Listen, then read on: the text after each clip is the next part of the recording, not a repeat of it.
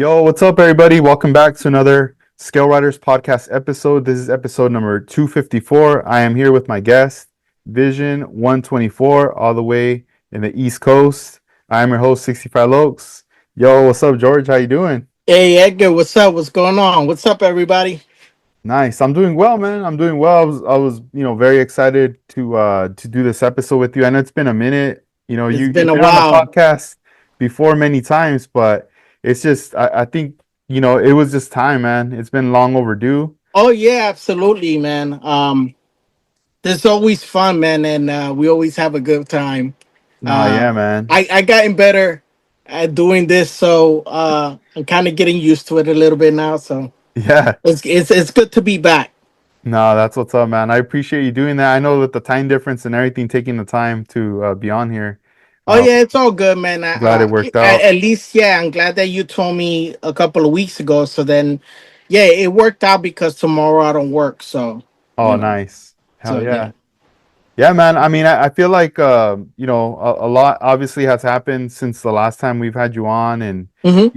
I've been kind of just doing a lot of solo episodes myself, and Right. I kind of for a while I I I just started to really like miss like having guests on and having like conversations with model building, Yes. Uh-huh. and when I decided like, all right, let's kick things off, let's get things started, I was like, I got to start things off with Armando, Yeah, absolutely. let's get it going. Uh-huh. And it was just a fun conversation having with him, Yeah. and I was like, dude, I got to get George on. I got to get George. Yeah. And I was talking to Casey, and Casey was like, yeah, man, I love it when you have George on, man. It's so awesome. Yeah, man. It's So, cool, man. You know what? We've had good conversations, and there's guys that hit me up that, hey, man, I re-listened to that podcast y'all did, you and Edgar, a long time ago, and it's cool to hear that people still want to listen to those episodes, the original ones, you know. yeah, yeah. Oh, that's But pretty but cool. this is good. I'm happy that you're back at it, and now having having guests, because we look forward to it, man. I mean, even if, like, for instance, like my guys now, it's 1 a.m. over here, so they're Hmm. probably just gonna catch it on YouTube later. But Yeah. they're looking forward to watching it. So Oh, that's cool. it's cool, man. Yeah, no, thank you. Yeah, Hmm. hopefully next time in the future when you're out here in California, by then I'll be able to invite you over, have even a more live, in conversation podcast. Yeah, I think that's more of the goal of yeah, where I would yeah, want to yeah. take it. Yeah, that's good. I remember you were telling me you got a new pad, man. So that's good, man. Once you get that all set up, man, it's gonna be fun to have when you have guests live. Yeah, nah, it will be. And Mhm. like, what's been keeping you busy these days lately? I know you work a lot, but like on your free time now, what's been going on with model Right. building? Well, model building.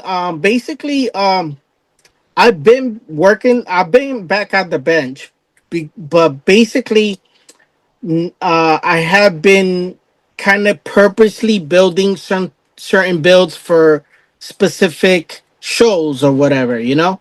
So or like my club barbecue. So my club barbecue, we always try to encourage the rest of the guys to build something new. So sometimes we pick a theme, sometimes we pick, like, a specific model that everybody has to build their way, and those are fun.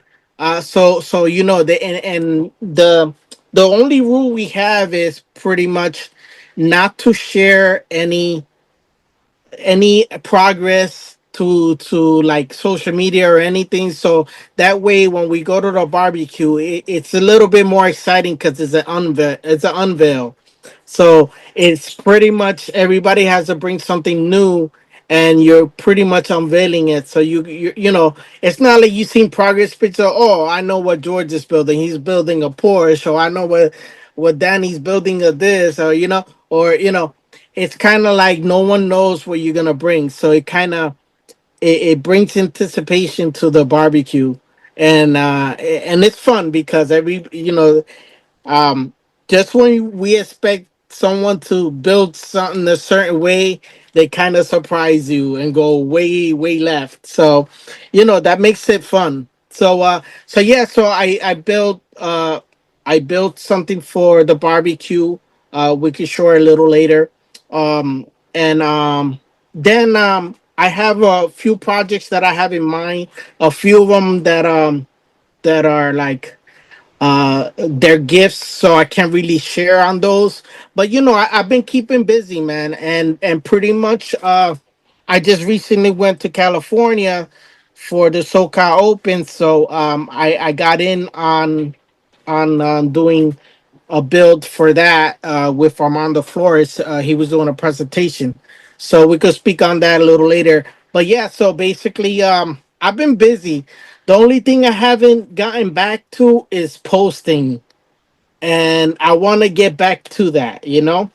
Because there's a few people that reach out to me and say, "Hey, man, you gotta start posting stuff again," because they actually do miss my content. So I definitely want to get back to that. Yeah, no, you're right because there was some people that would hit me up and be like, "Hey, have you talked to George? Like, what's up with George? You know, it's been a Right. while. Uh-huh. I haven't seen him posting anything. Is he all right? Right. Like kind Yeah. of like what's going on?" And I was just Yeah. like, "No, like he's still busy. Like he's still active. You know, Yeah. maybe he's just in the moment building stuff and because sometimes it kind of takes away. You know, when you're in the middle of something." Right. You're like in the zone and then you're done and you're cleaning up or you're shutting down and then you realize, Right. man, I didn't even take any photos or Right. videos. Yeah. Exactly. That does happen. But in my case, it was more just Hmm. life priorities, family things that kind of you put your focus on that because you have to, and then you still do the things, your hobbies that you want to do, but you may not go like as you don't go like 100% like you would, like say if you didn't have so many other things in your plate. So I just basically been busy with else, life stuff that it was hard for me to just like, all right, and then do social media stuff. But now things have gotten a lot better, and I kind of got back my groove back, and I just got to get back to you know uh making videos and posting, because actually I do miss it now. Before I used to be like, oh man, like it was a lot of pressure to get something out, you know, like to social media, and so I also needed a break from that too. But now I'm starting to feel like, okay, it's time to do that again because I miss it. Yeah, I remember watching on your YouTube channel, you had an old, it's like an older video that you had Uh huh. posted where you're introducing yourself, you Oh know, wow. Okay. Uh huh. and you're just like, hey, what's up? You know, I'm George Vision 124, and you're talking about your models and stuff, Yeah. and I had never seen that video before, you know, On my and YouTube channel. yeah, I Okay. started Yeah. digging like back, Yeah. like, and Right. I don't Right. know, I think Right. you were like on your bench or something, and I Yeah. was just Yeah. like, oh, that's pretty dope, you know, like I never got to see this video, so this is like a video you must have recorded before I even met you. Yeah, So because I was, before Instagram and before me and you met, I was heavy mostly on YouTube. So like I got a following there first because I used to get involved with all the YouTube like group offs, like group builds on YouTube. So I would jump on those. So I was started getting a network there, like getting involved and getting to know these guys, and then going because I fly away to shows when I can, so I do start meeting YouTubers. So basically, that video. Now that you bring that one up, pretty much, there's times that the modeling community will ask uh although YouTube builders to hey, how did you get started? So the community question was like, how did you get started? What, how you, was a like a questionnaire like that, like, how did you get started? And we like to hear if you can speak on what got you into the hobby, where you at now with it, and all that stuff. So pretty much I jumped into that one, and everybody at that time was doing those videos. Hey, my name is this. Introduce yourself, and that's basically. It was great because it everybody was doing that in the YouTube community, modeling community, and you started getting more people to follow you because everybody was interested in how you started in the hobby and all that. Yeah, So that was the that's pretty purpose for dope. that video, Hmm. Yeah, I and feel that like was a way back, a while ago. yeah, you should go back and rewatch it, dude, because I think Yeah, right now, if like where you're headed right now with your builds and getting back into the groove of things, if you right. watch that, Yeah. it's gonna take you back, dude. Oh yeah, And absolutely. Yeah. Definitely, for sure. Yeah, that I definitely got to do that. Once in a while, I'll bring up, if I'm building and I'm just putting stuff on YouTube, I might just throw a video of mine. And now that I start looking back, I'd be like, man, when you start doing this stuff, you're like rambling on too much sometimes. And I started realizing, like, man, these videos are too long. I'm talking too much, like, so, I learned now that how guys pretty much they unveil their builds and they talk about stuff and they kind of keep it around the 10 to 15 minute range, you know and I think that's a good sweet spot, 10 minutes, because videos that are like half an hour, 40 minutes, like people don't have time to watch your whole video. so mhm. so so like when I go back into doing those, I know I'm gonna cut it down to shorter videos. I'm gonna try my best to, that way, I get my point across. I show my build, and I don't stay on too long because it's hard to keep people their attention. To after a few minutes for them to stay on your video. Yeah, it's pretty hard. No, it Yeah, is. You're right. yeah. Yeah, I felt like once I started getting settled in and I started setting up my table and everything, I was like, all right, I'm gonna have the airbrush station in the garage. I'm gonna have my bench in the house, Mhm. and I'm just gonna do work over there and then come over here and paint. Like I was gonna be doing that.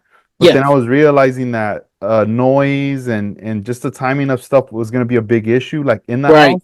Like Hmm. whether if I was like cutting something, grinding something, or just just creating a lot of noise.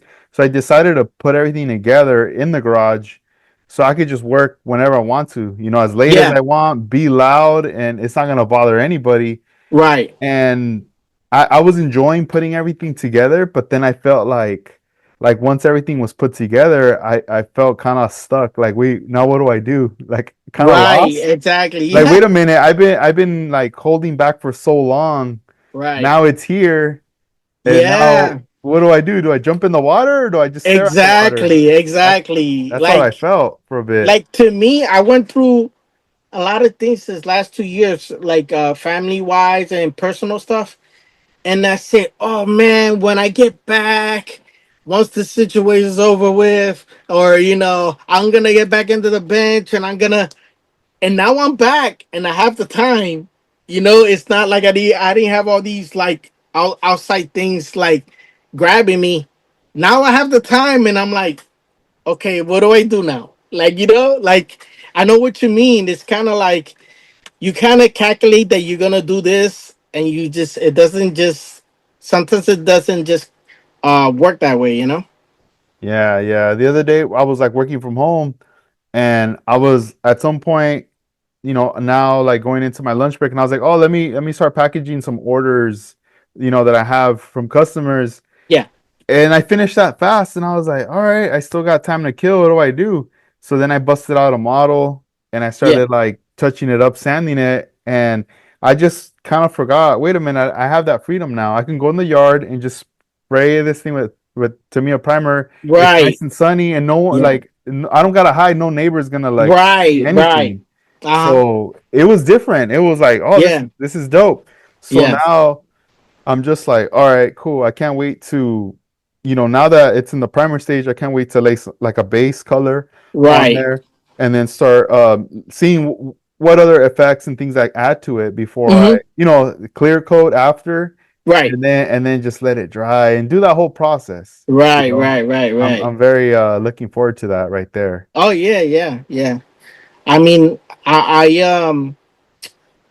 I did this barbecue build, and I had high aspirations to do something like very detailed motor everything, and then when it came down to it, I'm like, man, I know me, like I when it comes to shows, I try to never fail for the show, but deadlines sometimes, um it creates like for some reason always at the end, I it always comes down to the wire for me.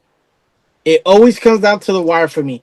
So like I don't want to get into a build that I'm doing engine work and all this stuff, and when you do those kind of things, you're spending a lot of time with detail, and I'm not a fast builder. So you know uh I don't want to rush those details, like the last minute details, because I make mistakes at the end.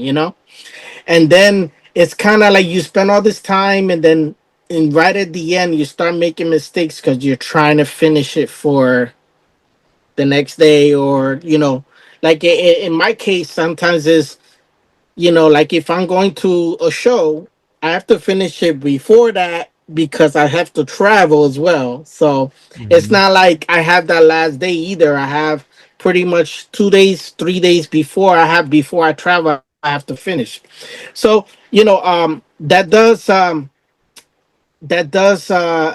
I learn now that if I'm going to build something, and is if I don't have like more than a month time to finish it, then I'm gonna simplify the build. So like this time I just picked a build on my barbecue build that it was a curbside, but it was a lot of cool details in the outside that made the car still look like, oh damn, that looks dope. Like it's not just okay, it's a curbside, just a regular model. No, like I pick a Liberty Walk build, which they had body kits, wings, and wide body and everything. So killer wheel stance. So it's kind of like no matter how you go, the car's gonna still look good because the stance is gonna be right. It's gonna have cool wheels, and then just the body kit alone is always impressive. Even with all that, you're not worrying about a motor because the rest of the model speaks for itself. Yeah, like as far as like the stance, like how tell us a tip, like how do you do it to stance out your cars? I Yeah. know a lot of the Hmm. times you buy, you spend a lot of money on different wheels, Hmm. upgrade, even like aluminum rings and all that stuff. Right. I know whenever I try to mess with the wheels and the Yeah. mock-ups, a Yeah. lot of the times the stuff falls apart, and I'm like, oh man, I'm trying to like put it all together, but Yeah. it just tends to like keep falling apart because I haven't painted everything, haven't glued anything Right. together. So like, Exactly. what's kind of your process to hold the whole thing together for a mock-up to get the stand? Right. So I mean, as far as uh wheels and stuff that don't hold together, I always stick with the white glue, even if it's not painted or something. White glue that'll hold it. Or most of the times, the tires that I have, because for the most part, most of the tires I've been using are rubber still. They're not like 3D printed, so they're usually like tight. The tire itself will hold the rim together.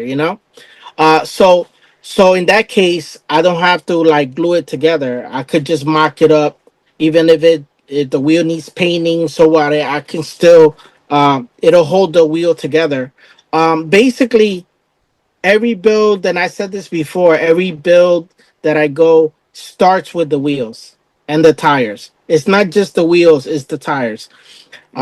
Like me, I love all my cars to be low, you know, and I want them to have uh you know like a stance as if the car was on air ride, where it's low to the ground, but not. Sometimes it depends on what car it is. um, they don't all have to be laying frame, depending on what car it is. It doesn't all have to be always that the frame is all the way in the ground. It all depends on what it is.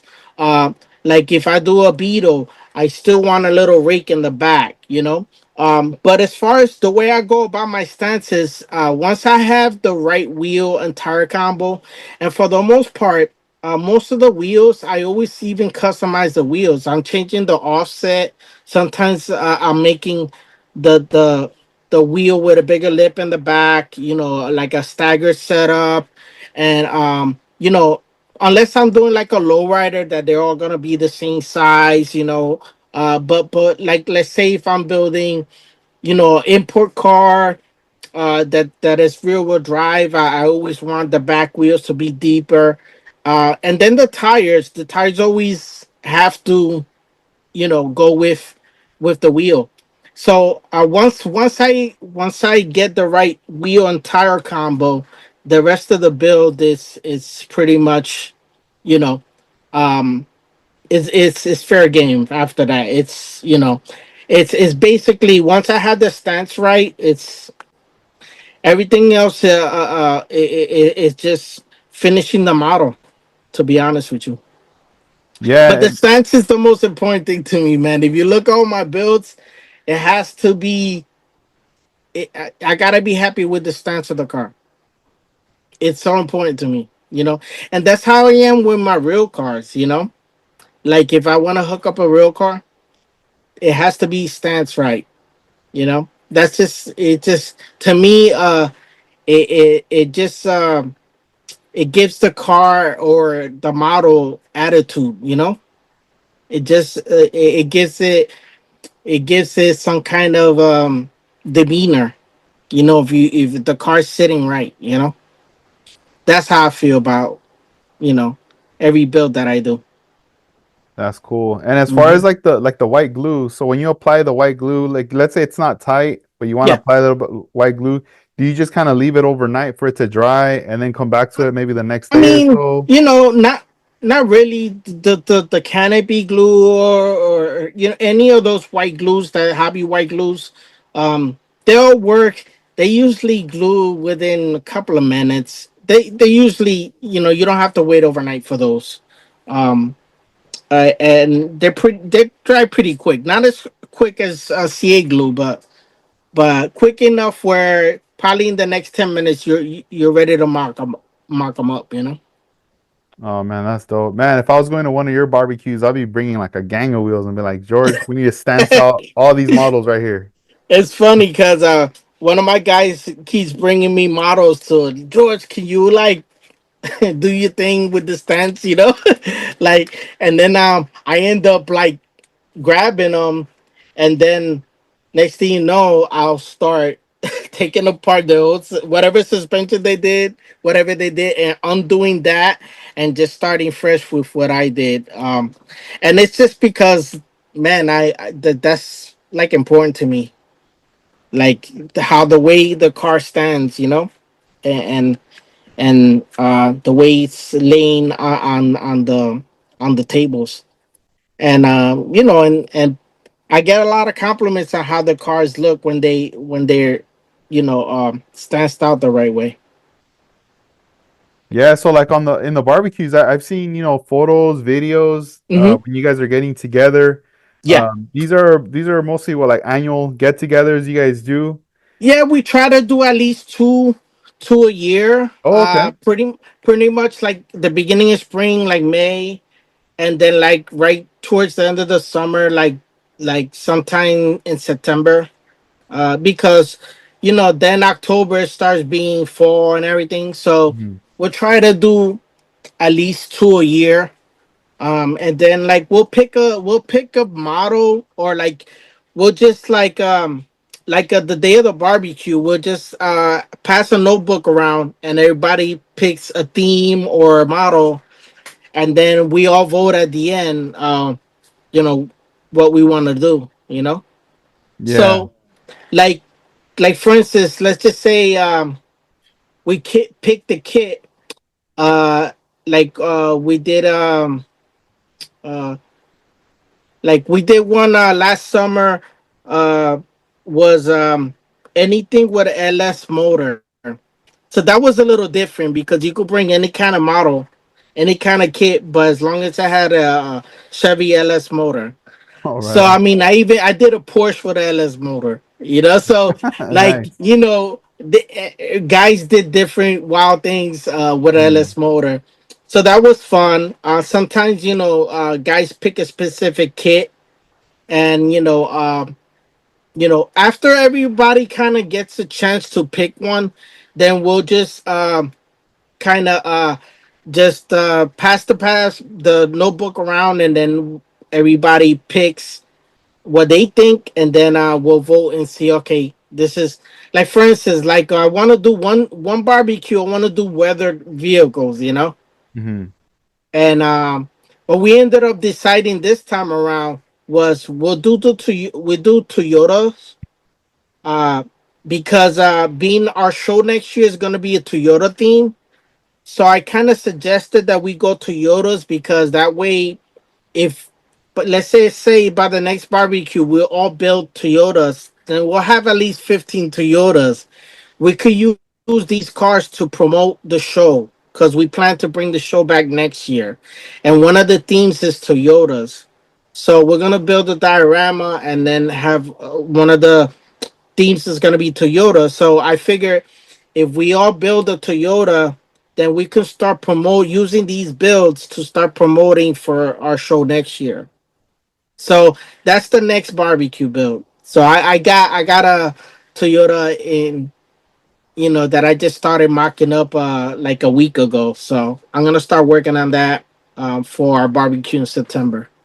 And Yeah. then our guys, what we do is we don't always do this barbecue in the same house. So sometimes we'll do it in my house, sometimes we'll do it at my friend Dennis's house. But like none of us really live close to each other. Only a couple of us. So one of us lives in Massachusetts, which is 3.5 hours from us. Oh, damn. So since that's Dale, and since Dale comes to every one of our barbecues, no matter where it is, it's only right that he's gonna host one, and we all should make that trip to him. Hmm. So Yeah. some of us are gonna be driving 5 hours to that barbecue. Damn. Uh but it's only right because he does the trip himself when he comes down to our houses. So next barbecue is gonna be Toyota's, and it's gonna be at his house. So looking forward to that. That's gonna be sometime in September. That's what's up, man. You guys are probably gonna have to do more buildings additions to the diorama. Oh yeah, yeah. You know what? We planning on starting a new diorama. We're gonna scratch what we done before, because we've used it enough times that we need to start something else. So we have a couple of things in mind. So basically, the next in between the next barbecues, we're gonna have just meetings where we're gonna just work on a diorama, everybody together, all hands on deck. You know, Nice. that way, we everybody gets a chance, and it's better this way. The club is growing. We have a good amount of guys that are building heavy. So, and then we even started activating the diversified you not the YouTube, the Facebook page, Mhm. and we just started a IG page as well. Yeah, So I'm connected with those. right. So yeah. So we're trying to build that one up, and yeah, we're just sharing our club builds, and there's a lot. So there's a lot of things. It's good to have that, because future wise, we can always tag our club now, and like an IG, and we could start promoting our show coming forward, and any shows coming up, or like even like this podcast. We could start promoting other guys, and getting the club name out there again. Yeah, that's pretty dope, man. That's a Hmm. cool thing. Yeah, because I started seeing it and I was like, oh, that's awesome. Yeah, Yeah. because I mean, you guys. kill it, man. You guys come out with so many different builds and stuff. Yeah, I mean, it's cool because a lot of the guys are active, a lot of guys are building, and it's a lot of fun when you got guys that are real eager. And it's fun because like our local shows, we try to help as much as we can, like NNL East. Those guys, they need help, and so at least we could do the heavy lifting with for them, because they've been around for a long time. So some of these guys are already up there in age. So it's good that we can at least help them as much as we can. If you want, Edgar, I can start showing you guys my last barbecue build. Yeah, let's check it out. Let's I'll let you take it away right now. I'm gonna set the Right. camera so this way it mostly shows Sure. your build, but go for it, bro. Okay. Yeah. There you go. Let me turn this light on. Okay. So can you see that? Yeah, we're good. Go Okay. for it. So this is the Liberty Walk R35, one of the latest versions, and pretty much I just this is pretty much a replica of a real car that they made with this livery, the Playboy livery, and pretty much all I had to do was get somebody to make the decals for me. So I actually sourced the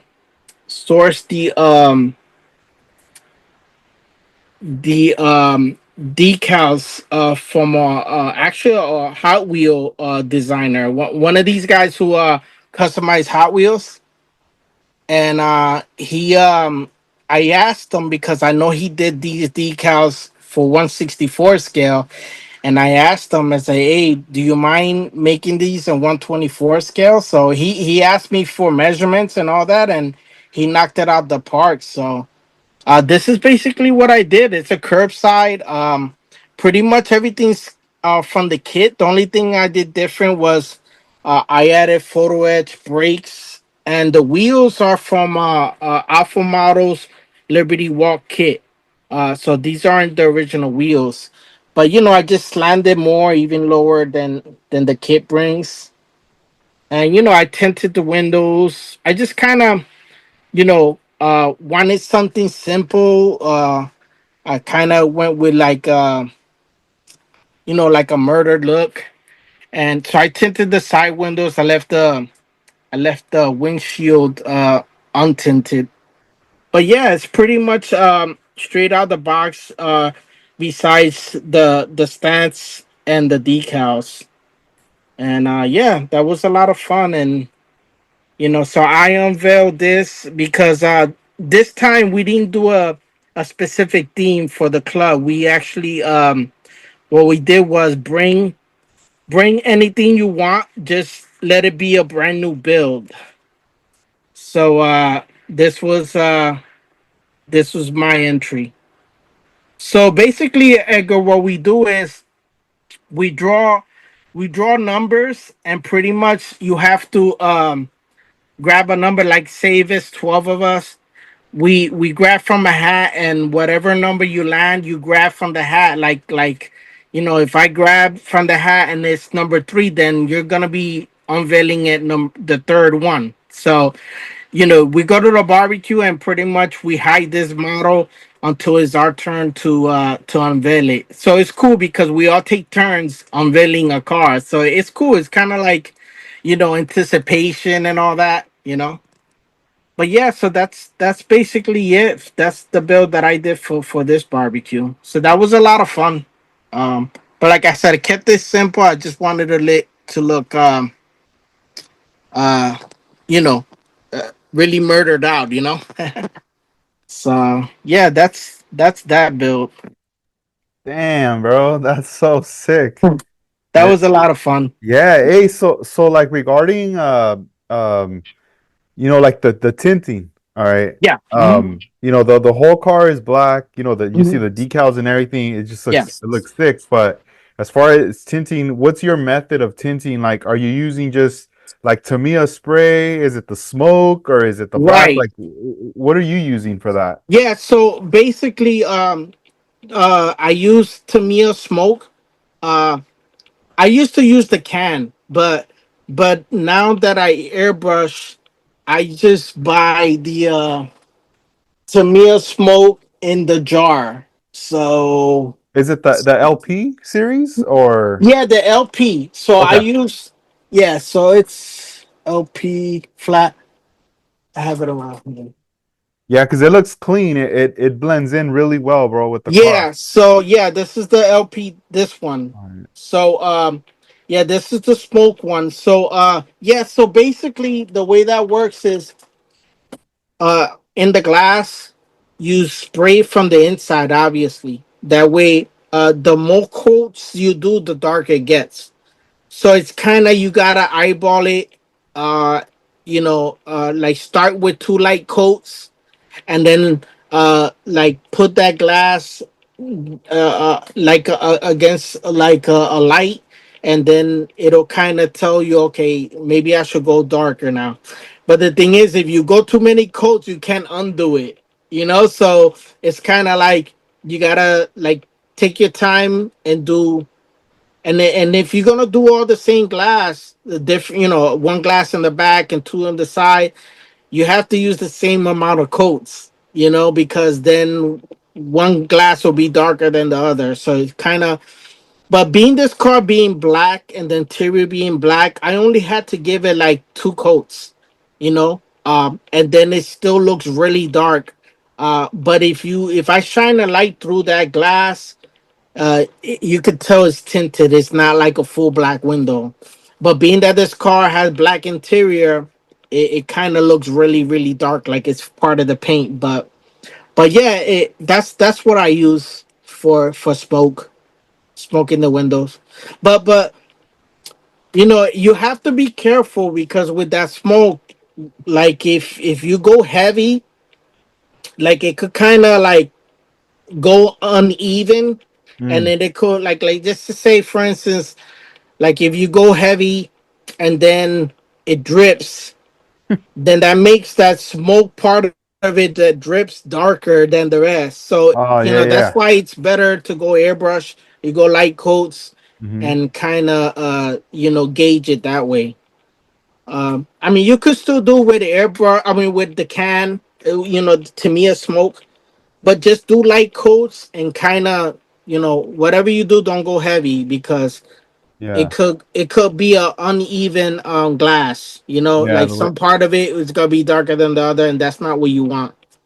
yeah. Like on a car like this, I can get away with because everything is black inside. But if you have a lighter interior that you can see through, you're gonna see Mhm. the imperfections if you go too heavy, Yeah, and or the or it'll be too dark and you can't even see through it. So, yeah, yeah. but this one, like I said, if I shine the light through that glass, you can tell it's tinted. So I'm pretty happy how it came out. Nah, I love the wheels. So the wheels are alpha model. Are the disc brakes also? No, Um, disc brakes are just the R35 ones from Aoshima. R35. Yeah, Okay, R35 Aoshima. One of those detail the kits. PE sets. Yeah, Yeah, yeah, yeah. one of those PA sets from Aoshima. So I use that for that photo etch. And the thing is that with my brakes, if I choose a wheel that exposes so much, that I Mhm. like to try to get a photo etch rotor in there, at Yeah. least a disc, because it looks more realistic that way. Hmm. For like the 30 R35s you've done in the past, like the Liberty Walks, Yeah. have you ever tried to put an engine in one of them? You know what? The nice thing about those kits is that the hood is already off, so Hmm. you can put the motor in there. But the Yeah. thing is that the kit doesn't come with it. Yeah, yeah. Well, So, one time I was carrying all the different R35s, right? right. And there was one model that I had gotten into the store, and it's the R35 that had it's in red, like the, Yeah. the car in the cover. Yeah. and it's not the Liberty Walk version. It's just like the regular version. And I That's remember uh-huh. I opened it and I looked in there and I was like, "Oh, what? There's an engine in here." Right. And then I So thought, "Man, you uh-huh. can grab that maybe and fit it in that." Yes, yes. So Okay. it's still Aoshima build. So I believe the Tamiya one also has the motor. But yeah, the Mhm. Aoshima one from the regular kit, uh most of them do bring it. But yeah, that motor goes right into this one. They just because I believe because the reason they didn't put a motor in this because these RW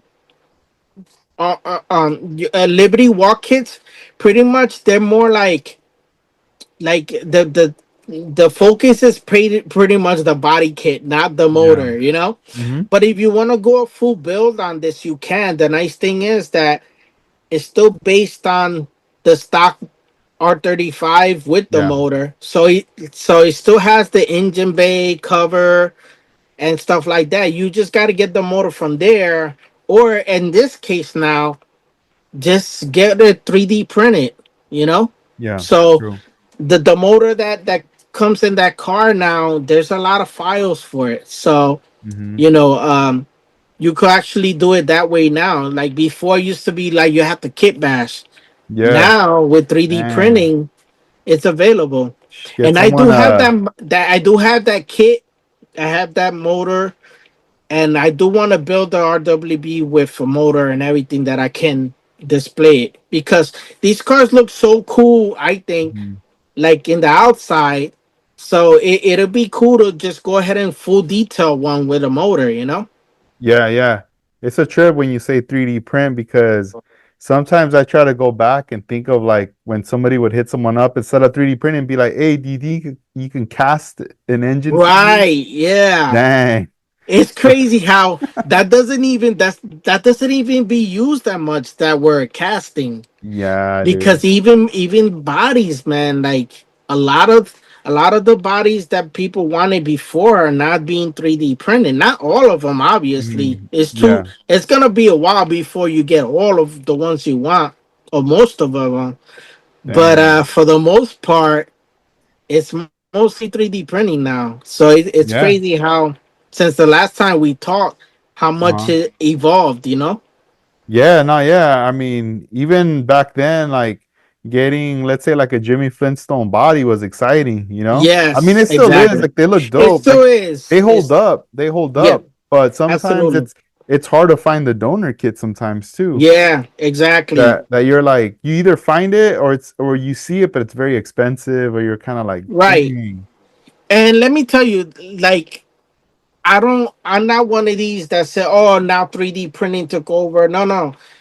Even casting still has its place because, like you Hmm. said, Jimmy Flintstones, there's another guy that from Facebook called uh, Drag City. He does like 30s, uh, like 30s, 430s, bills like Model A's and stuff, but chopped, kind of Yeah. like Jimmy Flintstones. But he does all the all the like the ones that are popular, you know. Hmm. So, but he does them like chopped, and his casting is like perfect, man, really good. So, there's those guys are still gonna be, you know, uh they're still gonna make money because they're actually good, and Jimmy Flintstone will still make money, I believe, because he still has unique stuff that even the 3D printers don't have. So Yeah, to I me, still I follow there's him always gonna be a place for them. on Facebook. He's very active on there. Jimmy Flintstone. He's always Good, good. Uh posting huh. like he's at different shows, all these Right. different things he comes across Yeah. that he picks up or he's selling. So it's pretty cool to find and to see that he's still like active, like out Yeah. there doing his Yeah. thing. And if something that is casted I need and they don't have in 3D printing, I'm gonna get a cast. The Hmm. cast one. Yeah, yeah, I mean, at the end of the day, there's still gonna be a following for it. But 3D printing has really jumped, man, and it just gets more amazing, man. Of the stuff people are having available for our builds. It's Yeah, like, man. to me, I don't believe in that. All the hobbies leave. It's no, to me, I think it's more exciting right now to build more than ever because of the possibilities now with 3D printing now. You know, and the builds, man. When you go to these shows, man, you just start seeing stuff there now that you like. You scratch your head, like, man, like just because of 3D printing, just the options of wheels and just, man, full builds with like chassis that are like fully 3D printed, very detailed, very modern, and it's very exciting, man. Like, to me, I don't believe in the hobbies going away because I think it's just evolving. It's getting better. Yeah. One thing too, like let's say for someone that's gonna buy an engine, 3D printed engine, they go to their first show or just like their local show and they see someone set up and they're selling 3D printed parts. Mhm. Do you feel like for someone that doesn't really know, like they buy an engine but they don't really know how it goes, do you think it's time that they start to like create like instructions or like a little breakdown, like start kind of drawing into that to Well, I add think to I it? I believe that, like somebody, a newbie in the hobby will just eventually catch up. Meaning, like, not everybody's gonna need instructions, and basically now with when it comes to like building a motor or something, there's so many reference pics as far as what the motor looks like in real life now, like just googling and stuff, or just this modeling community, or just like the person who prints it. You can always ask them, how does this go? And they'll tell you. At the end of the day, like I said, somebody brand new in the hobby is gonna probably struggle a little bit with the 3D parts, but then eventually they'll catch up because so many people are doing it. They're gonna start asking the right person the right questions. Yeah, they'll connect with someone. Yeah, and eventually they're just gonna it's just gonna come to them. It's just like when you paint a model. Sometimes, in the beginning it's not gonna be it's gonna be a while before you get a really nice paint job. But Yeah. after a while, if you really, like me, I was determined to get my paint jobs a lot better and a lot better. That every model get better. That I was very determined, that, or very dedicated to learning it. So when you really want to go to the next step, you just keep asking people. And man, with YouTube especially, so many people there's so many people that so many modelers that are good teachers, man, especially on Mhm. YouTube. I learned so much on YouTube Nah, hell yeah. from all these modelers. That you're saying that about learning on YouTube. Shout Mhm. outs to H Town Model Shop. Oh yeah, 'Cause man. yeah, with Freddie, Freddie, man. I chopped it up with them not too long ago. They were texting each really? other. Yeah, yeah, yeah. Shout outs to him Yeah. because I remember not knowing much, and I Right. remember his videos were like those first Yes. videos of seeing someone using House of Color. And Yes. and then also like Mr. Cranky too. He was Yeah, like, Dr. Cranky. Yep. yeah, I Dr. Cranky. He was, remember. and I was always tuned in into that stuff, Me too. I Me was like too. learning and I was like, dang, all right, these The guys are doing it. majority, yeah, and rest in peace to some guys that were great teachers. One of them was Don Yost. I Yeah. know him more because he used to go to every NNL East and all this. He's from the East Coast. But he used to, before the internet or whatever, he used to put out videos like this, Yeah, some DVDs. DVDs, Yep. and I bought all of them, and I started like going through his videos and buying everything he suggested because I was blown away of his work, and I learned a lot from him. God rest in peace to him. He passed away a couple of years ago, but he was a great mentor to everybody, and a great character. But his builds were awesome, and I learned a lot from him. And then, YouTube just blew up with so many modelers, like you said, Dr. Cranky, Freddie H. Town. Shout out to him again.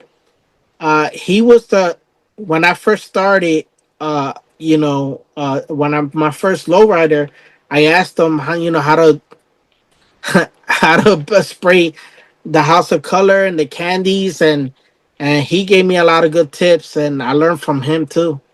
Yeah, he was great, man. I did chop it up with him a little bit not too long ago too. He did actually send me a text. So yeah, I wanna link up with him one day. Hopefully, I go over there. He's in Texas, so hopefully, when I go over there, I can link up with him. Yeah, no, it was nice to hear from him, man. It was like Yeah, he was like just saying what's up, kind of like checking yeah, in, kind of, And I was yeah, like, yeah, oh yeah. damn, that's pretty cool, man. Like he's like still doing his thing. Yeah, Um, I know. I'm pretty sure he has all his stuff, mhm. and at the end of the day, life, man. Family, kids. At the end of the day, you know, sometimes, you get so overwhelmed with all of that that at the end of the Mhm. day, you don't have a lot of time left for your hobby. But I know that one day he's gonna come back. He's Yeah. gonna get back at it because he's very good, and I know he enjoyed building. So Yeah, there's some shout there's out some to him. friends like that I've met through the years who've kind of taken that break. It's Hmm. been a minute, and it's just one of those things where I know they'll come back because I know the car modeling or just building in general is in their heart, it's in their blood, Yeah, And yeah, it's just right now it's not the time, they're busy, they got other priorities. right. But at least like when they come back around, we're all still here. Like we're all like, yo, what's up? Like welcome back, Yeah, absolutely. kind of And do it like I up. always tell everybody that, sometimes like with this hobby, what I always tell everybody that no matter what, the hobby will always be here waiting for you. Like you could walk away, but don't worry, it'll be here when you're ready to be back. Yeah. And that's how I feel even when I took my hiatus. I mean, like I was still kind of in tune as much as I can, maybe not building as much, but I knew that I would come back Mhm. because it's just so much fun, man. It's so much fun, and it gets better, especially when new things come up, and then sometimes you get that new Porsche kit came out, the Mhm. GT3. You're like, And oh, and yeah. those kind of things spark back in the hobby. Like, oh, I gotta get that. Next thing you know, you're getting paint, and you're getting back on it. I also have that one too. I bought some aftermarket parts for that Nice. Porsche kit. I want Yeah. to build that too. Oh, that's dope. Yeah, Yeah, man. for the viewers and listeners out there, we recently we linked up, we saw each other in Yeah, May, yeah. SoCal Open. Yeah, you were out here, Yes, you built a Corvair, yes. brought it out. This was part of Armando Flores' presentation, the Right. Lovairs, Yeah. along, with a lot of other artists that were, did their Corvair and had it there in the presentation. That was awesome. Right. Hmm. Um, you coming out here again to California, Hmm. how was it this time around visiting? Compared to all the other ones, because now I feel like I always tell you, man, I feel like you're like this is your second home Oh, because you're a it native. absolutely is. Yeah, absolutely is, man. I mean, well, first of all, it's what keeps me coming back is not only the models, but just the car scene in California. Like I don't get to see lowriders over here like over there. Like and the type of um the car culture. Yes, we have a car culture over here, but it's way different. So that's number one. But I mean, the relationships I've because of this hobby that I was blessed to know you guys. You and Armando and Juan, Willie. I mean, I could name a bunch of you guys, but the hospitality and everything, and just going to shows with you guys has been a lot of fun. So I always see myself like excited to come back. So with with Armando, to me, like me and him, it's like he says, we speak the same language when it comes to these models. So we got a lot of ideas, and I like his presentations and stuff that he gets involved in, and I always get like excited to jump in, you know. So every time he has something going on, I try to like, all right, can I go? Let me try to go or build something for it. So I get excited. So those kind of things, those kind of shows, and then SoCal Open, um, man, I just have a great time in that show. I've been to at least three times. I've been to one, and every time was a fun show, and Art Lasky does a great job, and you know, I always find myself that want to come back to that show. So and now that, you know, I did go to the last NNO West, so that will be my second, you know, two times I went this year to California because I went back to for SoCal. But yeah, no, I was linked up with Armando. We talk a lot, like at least every week we talk, and you know, we're close friends. So basically, we share a lot of ideas, and we kick back ideas to each other. And when he says he wants to do a presentation, I always get excited about it, and I always, and you know, it's always great to go to his house. You know, he treats me, you know, like family. So it's great. It's great.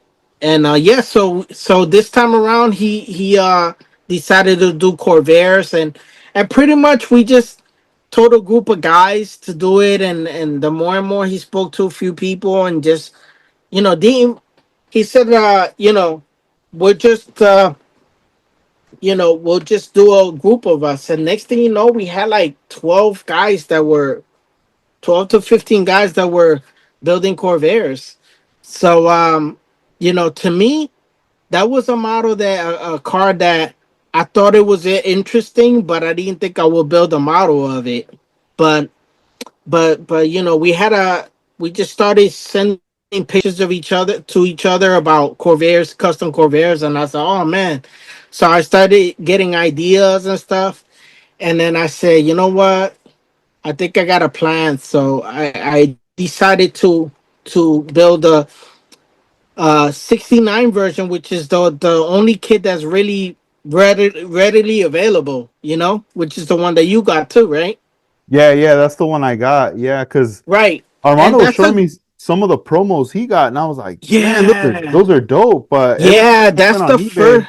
and I found one, it was either like the body was a little warped, the glass was Right, broken, like right, something wrong. His were like very clean. right, exactly. So, you know, with his connections, he knows guys who has, you know, vintage bill you know, collections and everything. Plus, you know, there were some available on eBay, man. They were expensive, man. So I did wanted to build a 64, you know, the first gen one too, but they were kind of a little bit expensive, and I said, you know what?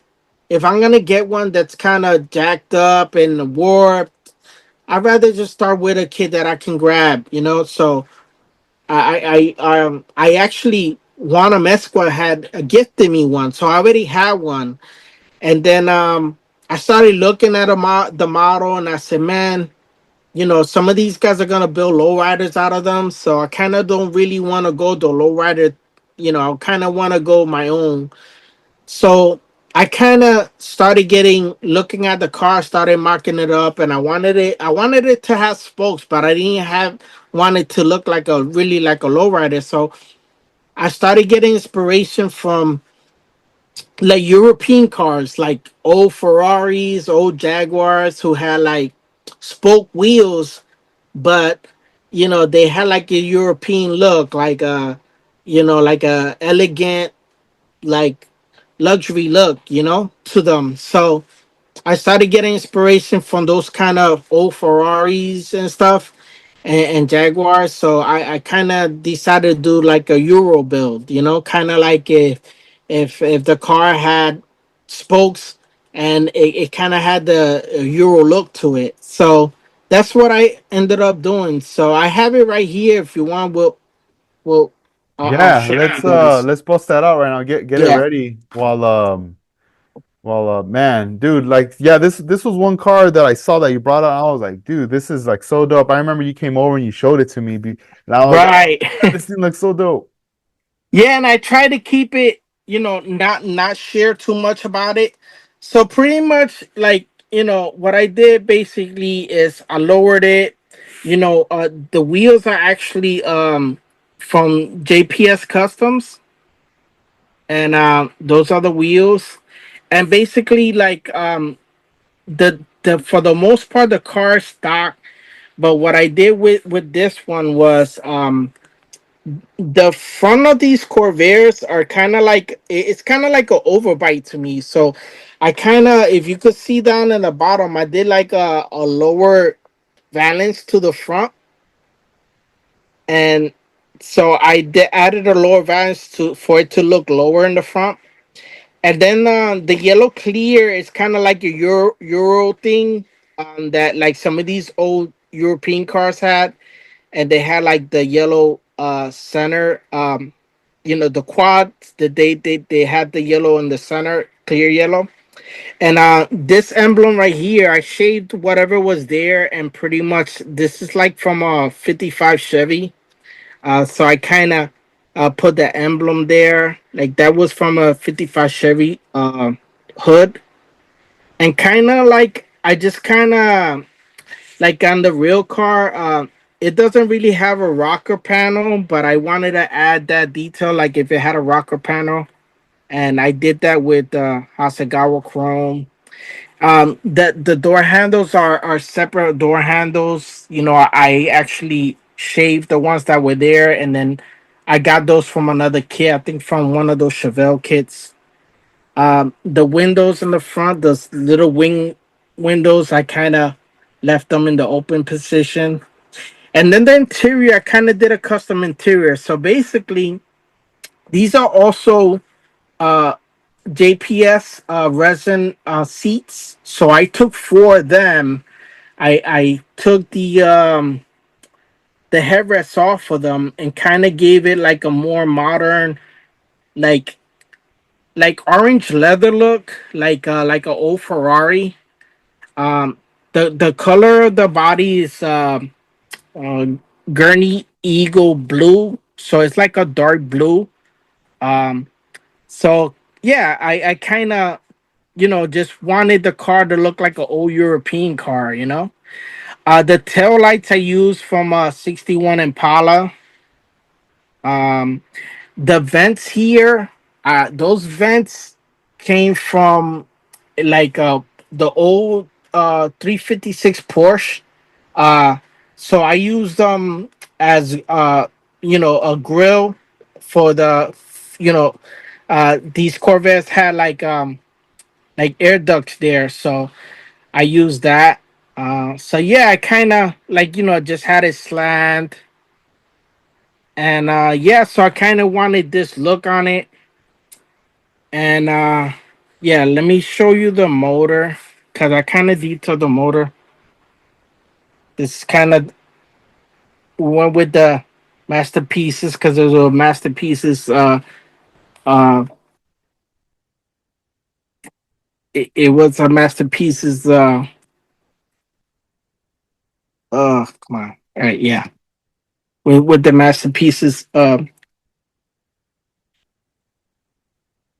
presentation. So basically, the motor, I was gonna go with a different motor, but I stuck with the original motor, and pretty much it's stock, but it's detailed. Let me see if I can get it to focus a little. So yeah, so pretty much I put stacks on it, and carburetor is from like a flat six Porsche motor, and it's pretty detailed. Um, it has aluminum pulleys. Yeah, so like I pretty much just wanted the car to look clean, and kind of give it that vibe of like a European car from back in the day. So that's kind of pretty much uh, that's pretty much the build there, and it was a lot of fun. And I just wanted to, to for it to look clean and just kind of a little different. So it's kind of like my taste on it, and I didn't just want it to look like just a regular Corvair. So yeah, so that's the Corvair. Man, that looks beautiful. It's Thank crazy you. because right now, as you were showing us, Hmm. and you were zooming in on the interior and Hmm. everything, I'm starting now on the body to see now that it's the same year as the one I'm working on.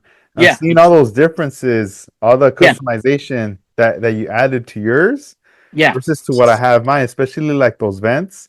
I know yeah. on mine, like the hood, the trunk does not have any of that. So now I'm seeing like, damn, the work that you put into to cut that out, Right. put it in.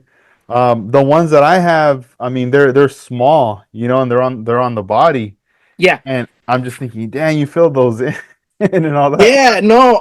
That's Oh, one crazy. more thing. One more thing that I wanted to show you guys on Um, this one that I let's check it out. forgot to mention. So if you notice on the hood, like on these Corvairs, they will have like a gas door here, and I just felt that gas door did not look right in that fender. So what I did was I put a gas cap on the cowl there as a recessed gas cap. So basically, what I did was with this hood, I scribed the door and the edge and the angle like this to give it room for that cap.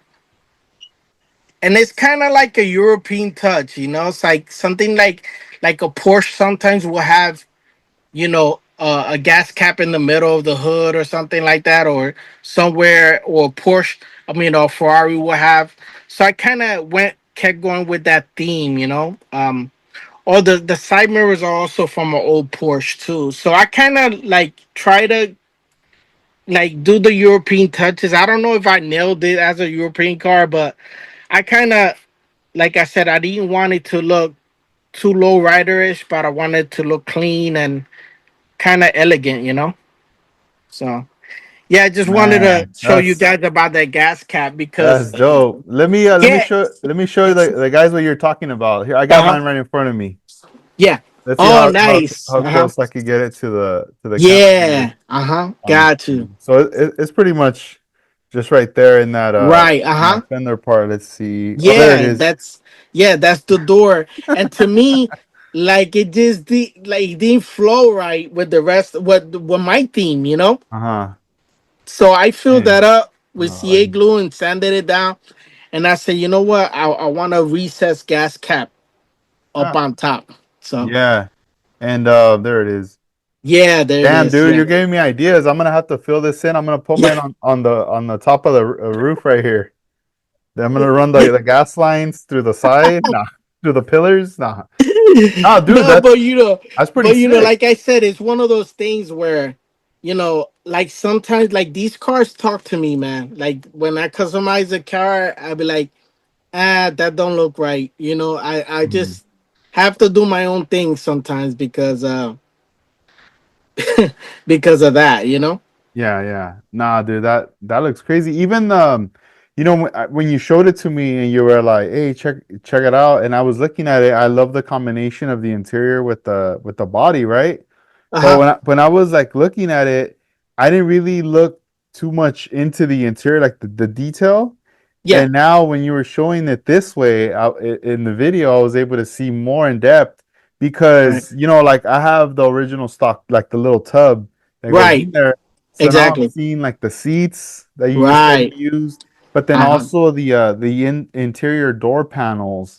Right. They're so Exactly. smooth, and then the armrests, like Right. that looks So that dope. yeah, I scratch built the armrest to kind of because the stock one didn't blend well with the seats that I put in. So I kind of Mhm. wanted to modernize it. So what I did a chrome strip around, just again to keep the car elegant, in some kind of way elegant. Mhm. And that's what I did, and pretty much, the color of the interior is a old tester's can. It's called Mango, and Oh, shoot. yeah. So I just sprayed it, and then on a spoon, and then I flat coated it, Yeah. and it gave me the leather look that like from an old Ferrari Yeah. that I Dang, was looking for. everyone's going on eBay right now looking up mango, old can, Tester's Mango. testers. Yeah, man. I mean, dude, I share everything. That's Any questions, hit me up. You know. that's dope. That's dope. Hey Edgar, what's going on in the chat? That I didn't even look yet. Yeah, Have yeah. you? Let's see what's up right here. So Mhm. right now, I mean Armando Flores is here. Slowly, Casey all the way in Australia. Kid Builder Chris from the UK is on here. Shout outs to Model Car 1589. There's also a shout out from Scale Model Works official. Nice. Let's see. Willie's on too. So Willie, what's up? What's up, yeah. Armando? What's up, Crow Casey? Crow Customs also. Nice. Eddie. Yeah, yeah, and then someone called Go For It Painting too from Hungary Yeah. as Shout well, out to man. you guys. Thanks for tuning in. Yeah, yeah, yeah. That's pretty nice, man. Yeah, if you guys have any questions, just hit us up in the chat like that you would want for me to ask George. Yeah. Let me plug in also Hmm. the sponsor for this episode. Absolutely. Let me go ahead and grab the info here for you guys. So just check it out, guys. The official sponsor for this Scale Riders podcast episode is none other than Left Coast Scale Classic. Got a flyer right here for the event. Beautiful flyer that's going down. This is going to be next year in April 2026. I also got some stickers as well that are going to be being packed together in all the online orders that I'm shipping out from scaleriders.com. So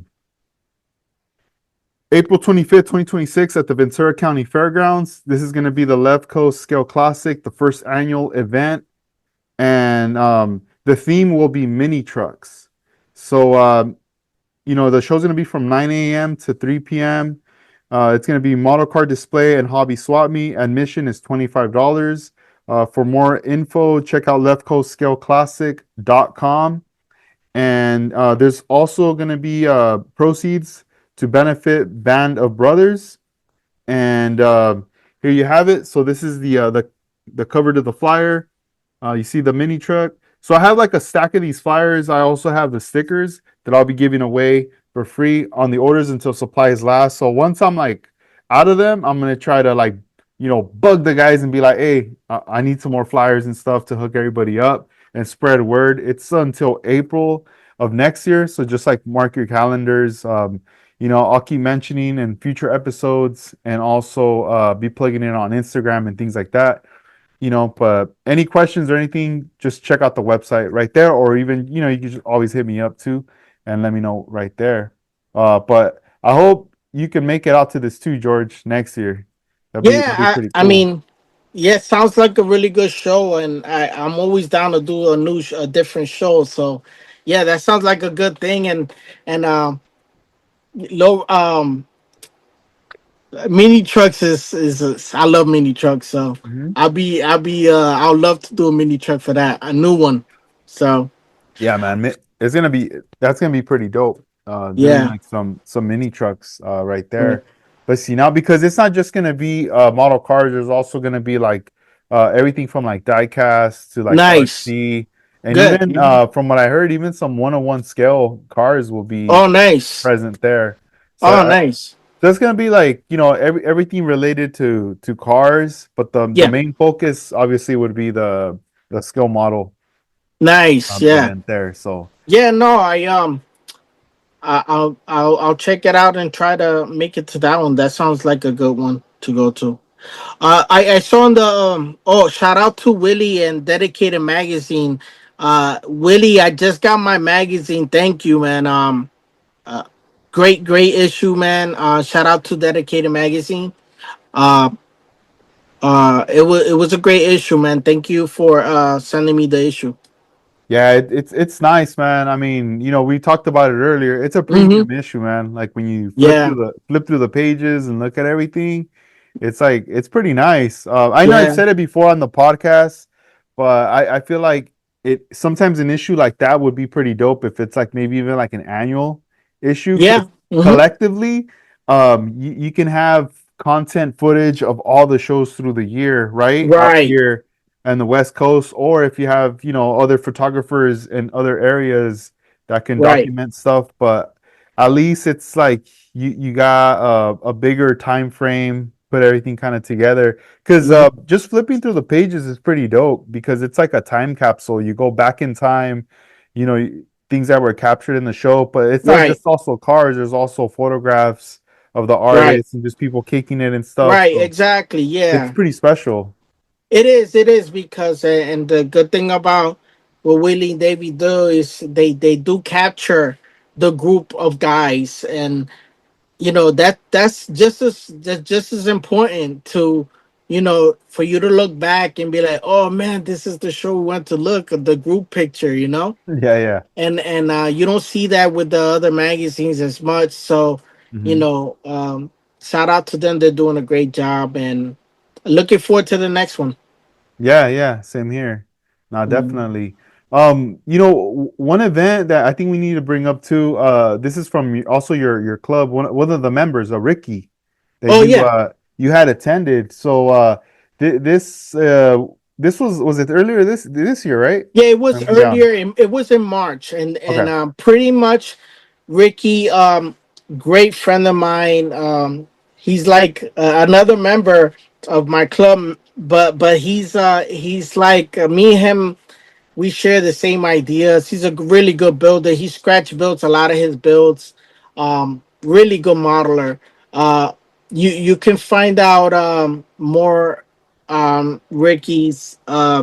He's goes by Rick the Builder in on Instagram, and his real name is Ricky Wallace. You can find him Ricky Wallace Facebook.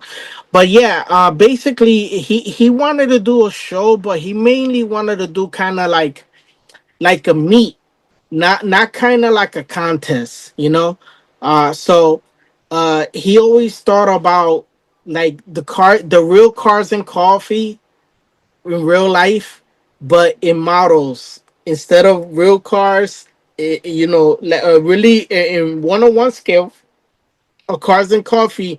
You announce it and then you bring your real cars and just kind of just hang out. So he kind of wanted to that same concept, but instead of real cars, it'll be model cars. So he actually did have coffee there.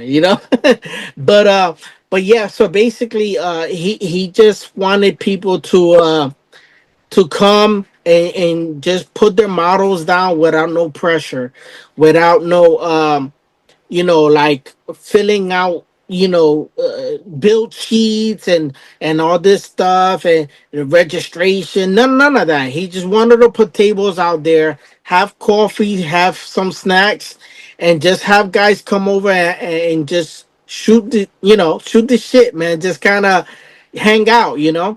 So yeah, he did his first one in March. It was called Model Cars and Coffee by Ricky the Builder. And yeah, so he's a club member. So uh we basically as a club just plus whatever other help he had from his friends and family, we all chipped in and helped him work that event, and we had a good time, man. And it's kind of like he picked the right moment because kind of the kickoff show in over here in the East Coast is kind of NNO East, but that's in April, Edgar. So kind of guys get like they needed something before that. So now by him doing that in March, at least guys already like are excited. They want to go to that first show of the year. So by him doing it in March, it gave guys opportunity to finally we got a show to go to, and it's cheap. It was just like it was only like $5 to get in. And pretty much we just set up a bunch of tables as the club.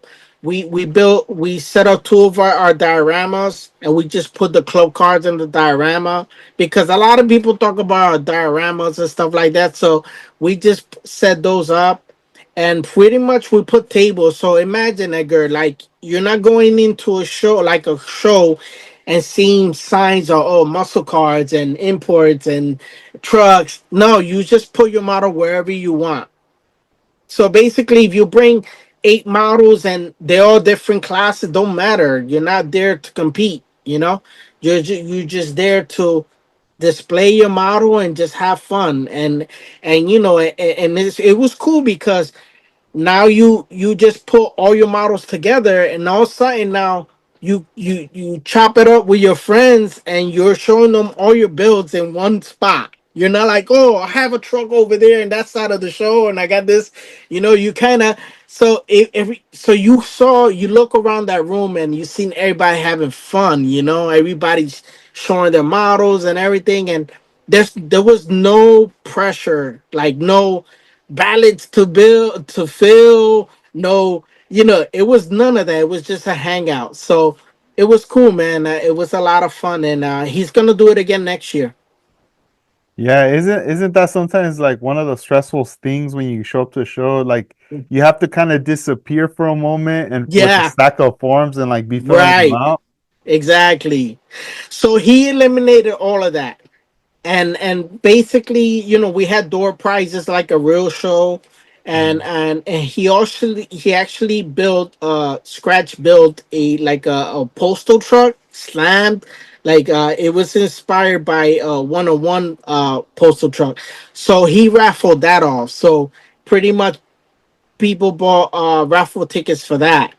So someone at the end of the show actually won that. So we made an announcement. We had a kid from the crowd pull the number, and someone won that model that he made scratch Dang. built.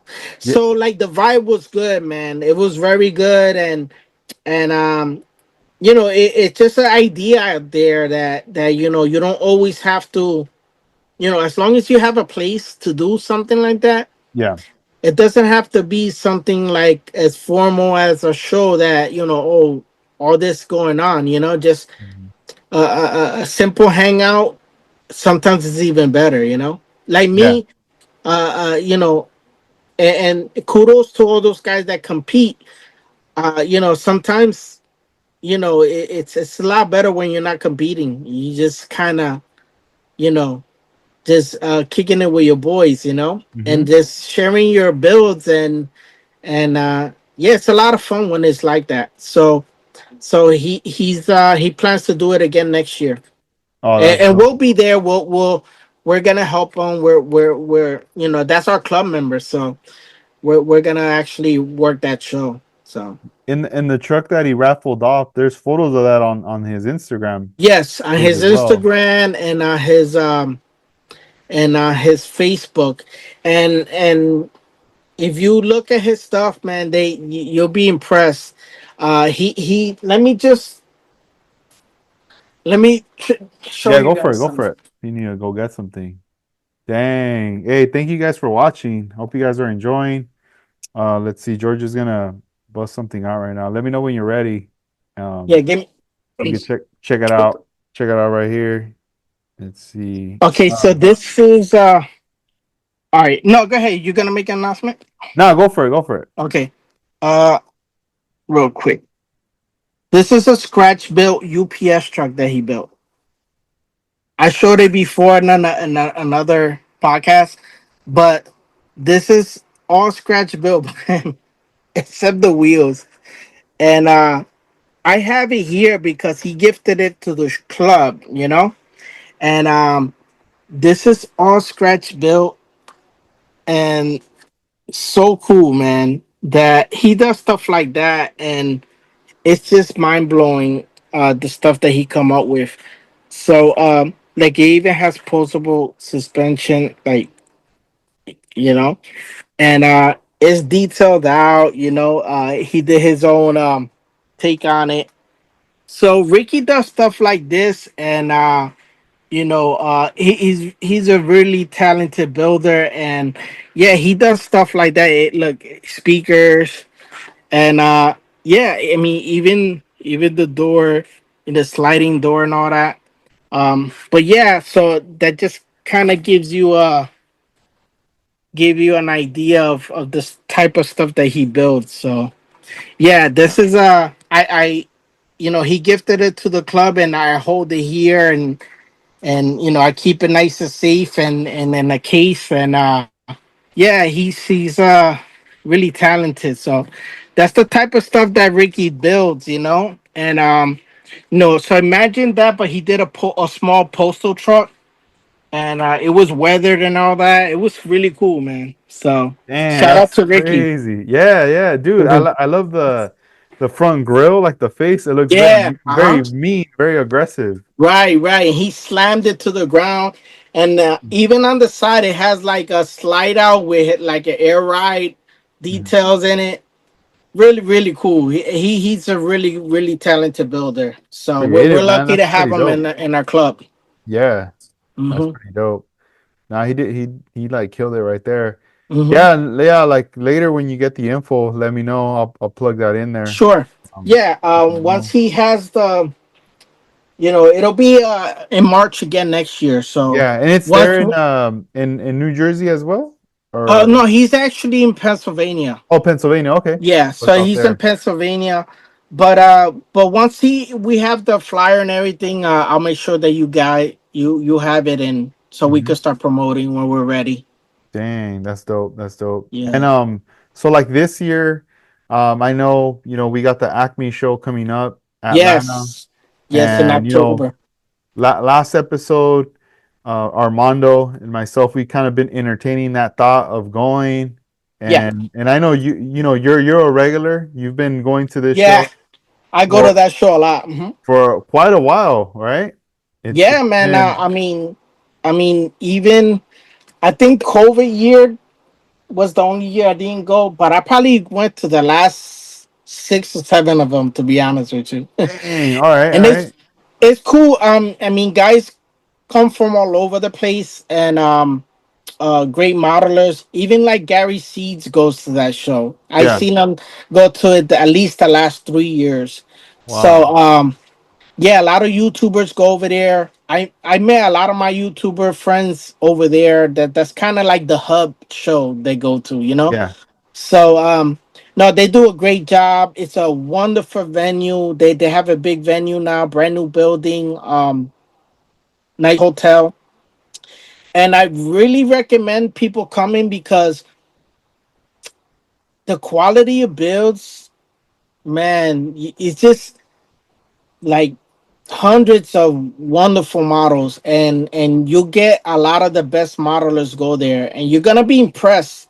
Even if it's models that you don't even build, like NASCAR, let's just say, dude, like you're gonna be so impressed of the quality of these NASCAR builds or sprint cars or race cars. Even if that's not your cup of tea, you're gonna appreciate the workmanship that these guys put out in that show.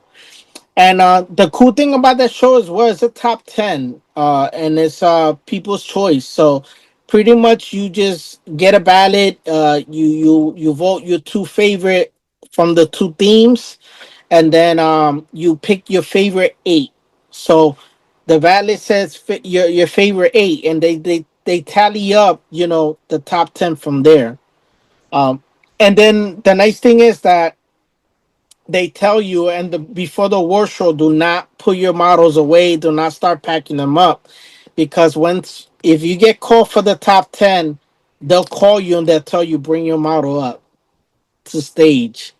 So they'll give you a nice award, and they'll take a picture of the top 10 builds.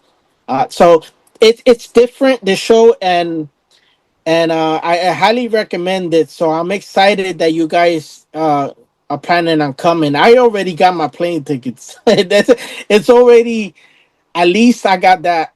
But I'm working on probably like last 2 years I rented an Airbnb because there was a group of us. So we'll probably do that again this year. Once I get the number of guys that are coming, I'm gonna probably start looking for another house to rent. The hotel's great if you could get the hotel, but that hotel sells out pretty fast. So Yeah, yeah. just in case, I mean, even if that hotel's not available, um, there's a lot of hotels nearby, you know. But I definitely really recommend it. It's on the 26th of October this year.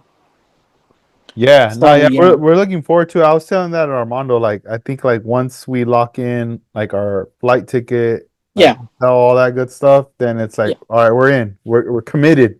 You know, Right, exactly. there's no, oh man, this happened. We can't go, nah, it's like we're No, going I in, mean, we're not gonna I, cancel. I mean, look, it's just like me. I did. I got a lot of met a lot of cool friends and a lot of cool guys that I go and meet up. Like Dennis Matthews goes there every year. I see him every year there. So I chop it up with him. He goes to dinner with us, you know. So he hangs out with us. So yeah, guys come from Florida. Yeah, so uh yeah, it'll be great if you guys go. It's a little different. You'll still see lowriders, like for those guys who build lowriders. You're gonna see some lowriders, but it'll be nice for guys to bring those over. And man, it's a great time. It's a great That's time. So I'm dope. looking forward to it. That's I cool. actually I have one build working on one build. I could show you guys. It's in primer stage. It's just a mock up here, but it's a beetle that I've been wanting to build for a while. It's kind of like I'll show you. Here we go. Okay, so this is pretty much. I don't want to really give too much info, but it's pretty much gonna be a clean build. If you guys look, remember my Herbie here. So it's kind of like the same thing, but uh California style.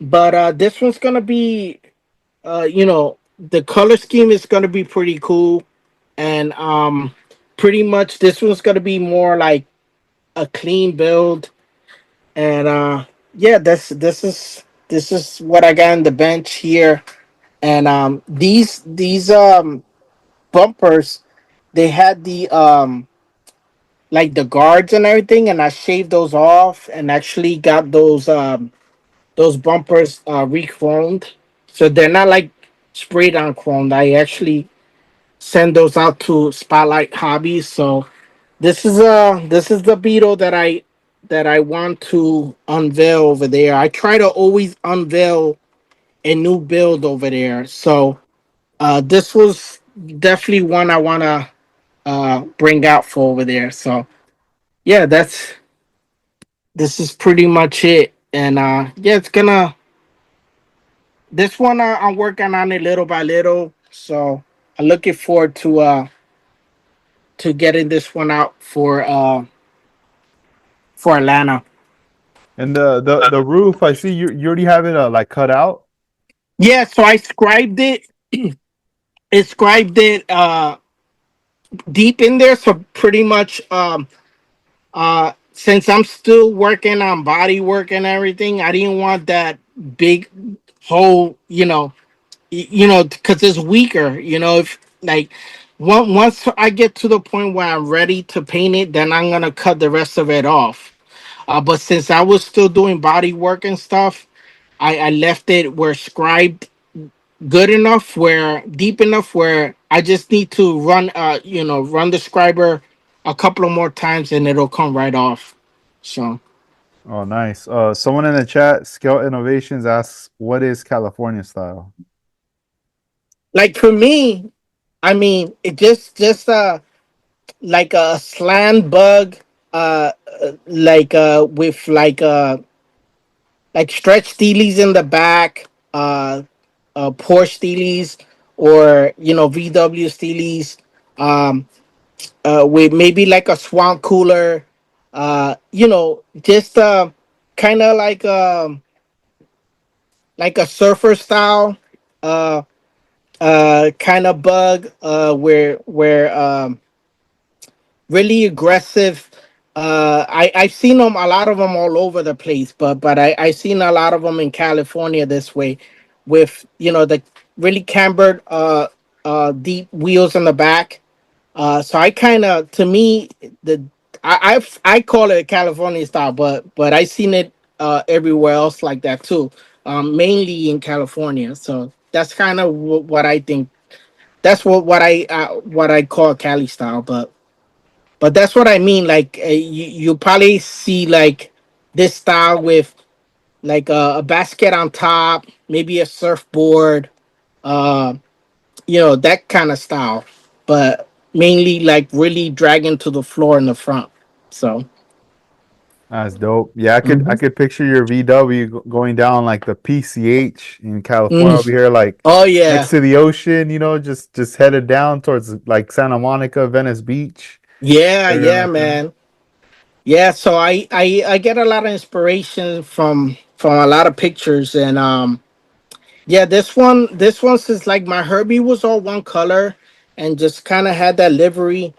This one's kind of gonna be like kind of the same thing, but more like a lot of chrome in it. Like it'll have the chrome handles, the chrome, wipers. Whereas the Herbie was all one color. So yeah, this is a build that I had in mind for a while. So I got at least all the body work done pretty much. So I'm gonna cut the rest of that roof off and start shooting some base color soon. That's dope. Can you also show us the truck that you Yeah. created that was for the presentation out there at the Peak Motel Oh for yeah. the that genocide show? Yeah. Sure. Give me 1 second. Yeah, man, I love this truck. This is like a replica of a real one-on-one scale truck that's out here in California. Let's see. When I saw this thing, I was like, damn, this is sweet. Love it. Okay, so shout out number one to Armando because there's no way I could have pulled this off without his help. Um, okay, so let me just give me 1 second. Okay, so this is actually like you said a replica of a real one-on-one truck by E Dog Customs. He's originally from California, but I think he moved to a different state now. But this truck, I first saw it in a magazine, in one of those truck magazines, and then I started finding it on Instagram, and man, I fell in love with this truck. But there's no way I can pull off this paint job, on my own. I don't have the skill set that Armando or some of you guys in California have with these lowriders. So pretty much, I asked Armando, if I build the truck, can you do the paint job? He said, yeah, man, I can do the paint job. So I pretty much, stanced the truck out just like the real one, and added all the details that the real truck had. Just like even that car, the cover back there, like he has a cover like that with the biscuit tuck. So I did that. I kind of did all those details in the inside too with the biscuit tuck, just like the real truck. I added all the details that I could on it. The grill is 3D printed by oh man, a big man. What was David's handle? David is it big? Oh man, I'm so sorry. I forgot the Instagram name. But he 3D printed the grill for me, and that was a very important part. I actually the batteries are low, but it's actually has the lights on. I put lights in the. I kept it a curbside because this truck pretty much, the paint job is really what uh what speaks on this truck. The batteries are a little low, but you can see that I the grill see through. Yeah, and the paint job by Armando Flores, man. It's great because not only because of the truck and the details, but I have something that I'm on the floor is painted in my collection. So, this is a very special build for me. And yeah. So basically, that was this was built for another presentation that Armando did. Was the pink? He did a pink motel diorama, and I remember the year before his presentation, this truck was showcased in the middle, right in the front of the hotel. So I said, Armando, how about we build this truck and then the other, I believe it was a 63 or 64 Impala, a pink one. I forgot the name of it. Well, that was also in the front of that hotel in real life in the year before that.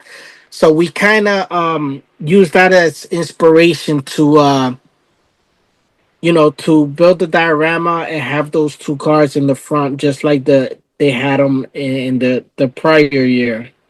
So yeah, this paint job. If you look at pictures of the real truck, man, it looks just like it. So I'm really proud about this. And I actually did show it to the real owner at the show. He was blown away, man. He really digged it. So yeah, this truck gets a lot of looks and made a lot of noise, and really proud of it, man. Really happy how it came out. Yeah, so that's Yeah, the truck. that's dope. Yeah, you regarding David, his handle is Big Guy's Garage Big guys. Oh on man. Instagram. Yeah, I he I also has apologize, the David. I forgot the handle. oh good. Yeah, He's man, on but Colts also. yeah, he's yo, big shout out to him, man, Yeah, because that grill is so important to this build, this truck that makes this whole truck. So I basically had to base the only way I could have pulled this off this truck was if Armando helped me with the paint and then David with that grill. So what I did, Edgar, I actually sent David a cab so he can, instead of me giving him like dimensions and oh, stuff. I was like, yeah, look, yeah. here, take a cab. I had two of Dang. that. Take the cab and you fit it on and then send it to me. So it worked out better that way. Yeah, that's pretty dope. Going the Hmm. extra mile right there, and then him, Yeah. helping you out, putting in the work and getting it Yeah, all he came going. through and we I sent the grill to get chromed.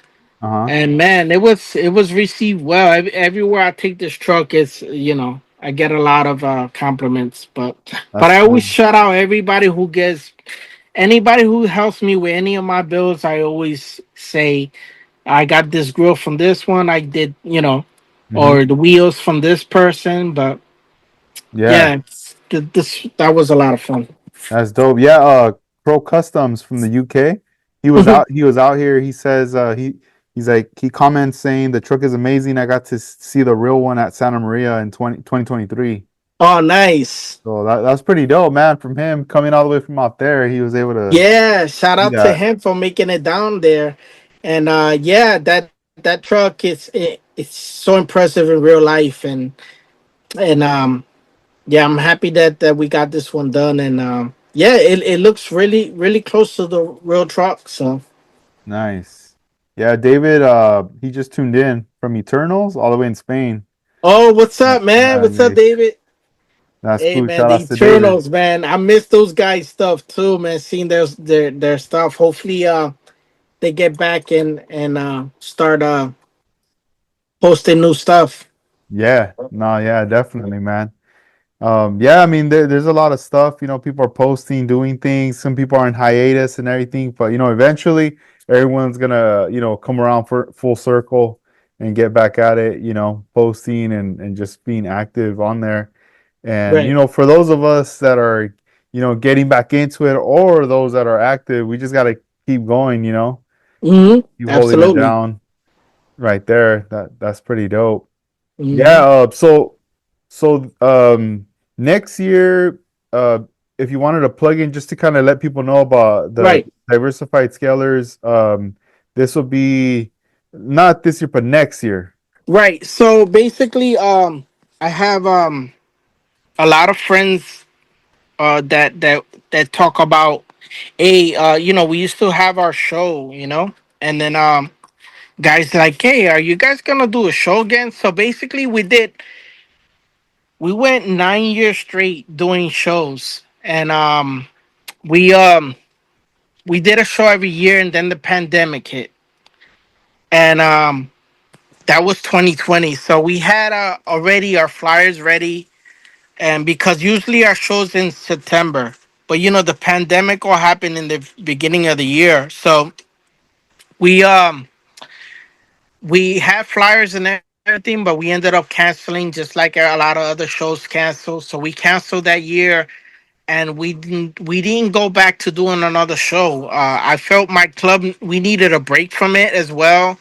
But now the club grew a little more, and guys have been very active, and we talked about it, and we said maybe it's time to bring the show back.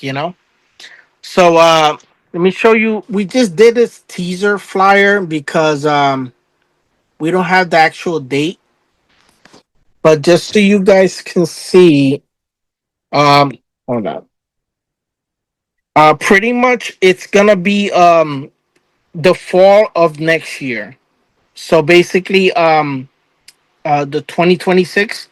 So I pretty much not gonna promote that much, but I just kind of want to put it out there that especially people on the East Coast that come to our show, that we'll be bringing the show back.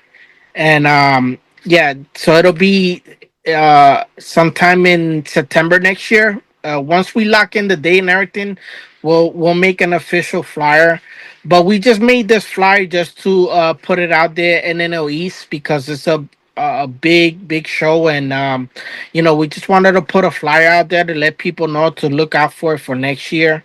So it'll be next fall, and the themes, we just kept the themes that we were supposed to have on the last show when the pandemic hit. So it's still gonna be Tri Five Chevys and Toyotas. So basically, the Toyota builds, any Toyota, Lexus, or Scion kits, we're gonna build a diorama for that specifically, and yeah, just. When we have more info on it, we'll put give you guys a holler. But there's our info right there, guys. So you can find us on Facebook, and that's our email. So if you guys want more info, you could guys can hit us up. But stay tuned. We'll have a official flyer later on. Um, in the beginning of the year. So once we have all the details sorted out. So thanks for letting me shout that out, Edgar. Yeah, man. Yeah, later I would like to somehow get my hands on some of them flyers too in Oh the yeah, yeah, future. no doubt, no doubt. Pass those I out right there. I'm definitely, like I said, this is not the official flyer. That's just kind of like a teaser.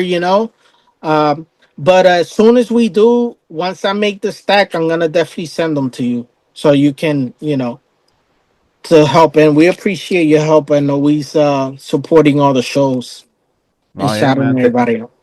Yeah, for sure. And also, before we end the episode, I wanted to shout out Pete from Scale World. He's Oh yeah, back absolutely. active. That's dope. Yes. Yeah, shout out to Pete. Um Pete has been back and active. He started Scale World again, which you guys you can showcase. That's another place, another platform that you can showcase your models. Uh just go to scaleworld .org, and so I don't have a flyer on me now, but you find him on Instagram and on Facebook, and he'll send you a link, or you can look and go on the website, and you could showcase your model, and he'll post it on Instagram, he'll post it on Facebook. So it's a good thing that Pete's doing that. because people look forward to you know showcasing their not everybody can go to shows. People work on weekends, on these modelers. Some of them can't make it to shows. So that's a nice platform that you can showcase your models as well. Yeah, so just to plug in some info, I'm on his Instagram page right now. Okay, good. On so if you're looking for him on Instagram, it's at scaled_world. And he also on his bio, he has a couple links. One of them's to the email. You can email him at featurescaleworld@gmail.com. And the other one is just the webpage that George mentioned, scaleworld.org. Um, you know, I know even for myself, I need to take some photographs of some of my builds and like Yeah, support him by like sending him absolutely. stuff, and then hopefully do like some type of collaboration post or something, just to get the word out there Absolutely. for Yeah. for his page. Yeah, and Pete's a great guy. He loves the hobby, and he's a busy guy. He has a family and everything, but he puts time into this hobby, and he likes to support everybody who builds. And yeah, you guys would the his website is great. You see upcoming shows, flyers for upcoming shows, and you can actually send them a message, and if there's a flyer that you want to promote, he'll put it out there. So yeah, it's a good website. So shout out to Pete, Yeah, scareworld.org. that's awesome, man. Well, hey George, this episode was cool, man, having conversation with you. um Absolutely. you want to give any shout outs or anything to anybody before we head out? First and foremost, shout out to my club on the Diversified Scalers. You know, uh, we've been having great couple of barbecues, and we're looking for in the shows. And um, I love our crew. I like what everybody's putting out, and looking forward for us to throw our show back again with the new guys. And yeah, shout out to everybody. And yeah, and everybody who's listening, and everybody who supports um myself and my club, and the whole modeling community, man. Because at the end of the day, whoever supports this, we're just gonna keep keep building and keep being relevant to anybody who's interested in all the modelers. Shout out to you, Edgar, as well. And all my friends all over the place, California, Texas, anywhere in the world, anyone who supports what I do. And yeah, keep building, man. Put your stuff out there, man. Inspire everybody, because that's what we got to keep doing. Awesome, man. No, awesome. No, George, thank you for taking the time. I know it's late on your end. It's It's all almost good, gonna probably man. be what, 3 a.m. That's okay, man. Doesn't matter. This is fun, man. And we'll definitely do it again. When it gets closer to the shows or whatever. And looking forward to, hopefully, you guys all come to Atlanta. And maybe we'll have a recap after that. Yeah, yeah, yeah, most definitely. That'd be awesome. Yeah, I just want to thank everybody for watching and listening to this podcast episode. This was number 254 with Vision 124. We will definitely have them back on for a future episode.